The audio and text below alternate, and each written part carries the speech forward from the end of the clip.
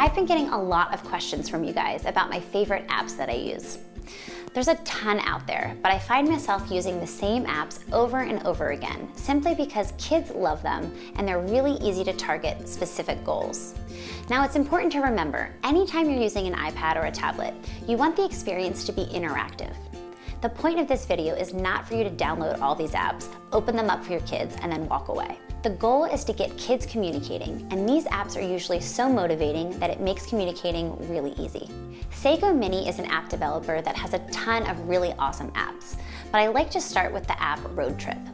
Most of my clients are little boys, so they love this game because there's lots of cars and trucks. The game begins by putting clothes in a suitcase. Perfect opportunity to target the core word in. If you're trying to expand to 2 words, you can say put in or shirt in. The next step is closing the suitcase and picking a car. I go through these and work on the words like and don't like by modeling and choosing a preference. Let's say you know your child's going to pick the fire truck every time. It's the perfect opportunity to say no or not that one to all of the other options. Next, we put our suitcase in and the cat in, and we're ready to go.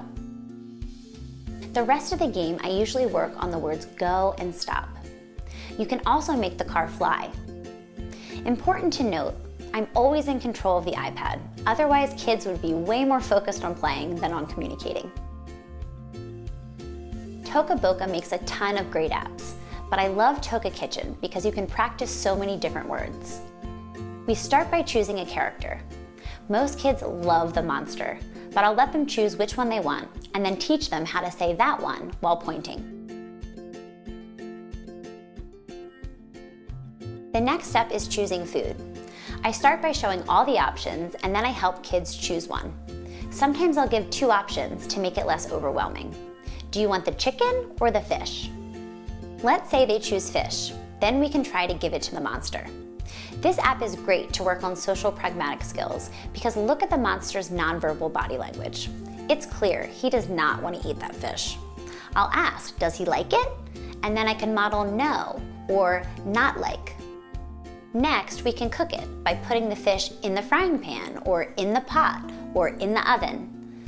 Then when it's done, we have to take it out. If we want to spice it up, we can say on to put salt on or ketchup on. We can also cut it. I typically cut it once and then model more or again. Now it's time for the monster to eat it. And then he can eat more if he's still hungry, or he can choose something different, and we can start all over again. Peekaboo Barn is great for early learners who are just starting to understand cause and effect. This app is awesome to work on impulse control because kids immediately want to touch the screen. It's the perfect opportunity to help kids practice waiting and listening to the animals inside. Then we can say open to open the barn door, or go to make the door open. Then the animal is revealed. Kids love saying the animal names, but you can also work on greetings like hi and bye with each animal. Then, to keep playing, I model more or again to reveal more animals. For kids who are a little bit older, this app is great for building literacy skills like inferencing.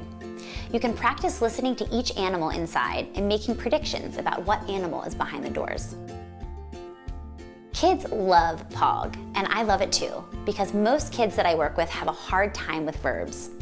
They can label lots of things in their environment, but they aren't using any action words.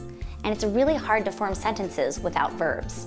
Kids sometimes have a hard time understanding still frame pictures of verbs, so this app is great because the actions are animated video clips. You can click on each picture and the alien Pog does lots of different actions. You can make him eat. You can make him sing. The other thing I love is that you can tell him what to do by typing it out.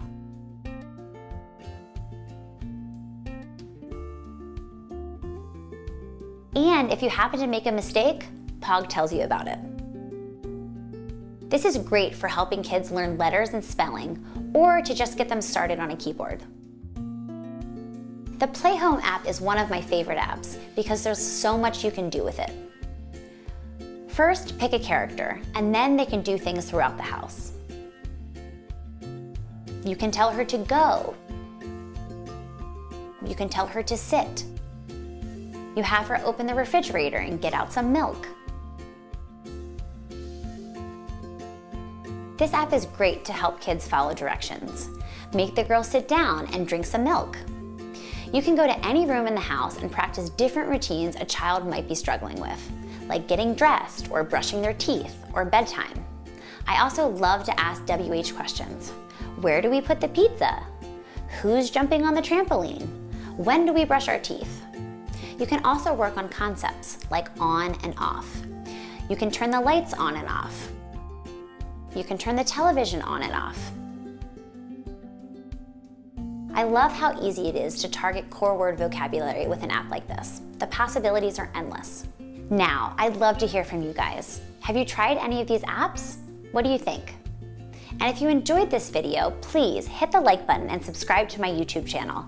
That way you'll be the first to know when I release new videos. If you want even more great content on guiding your child to success, be sure to check out my website and sign up for my email updates to get exclusive access to more tips, tricks, and resources that I don't share anywhere else. Remember, a little progress each day adds up to big results.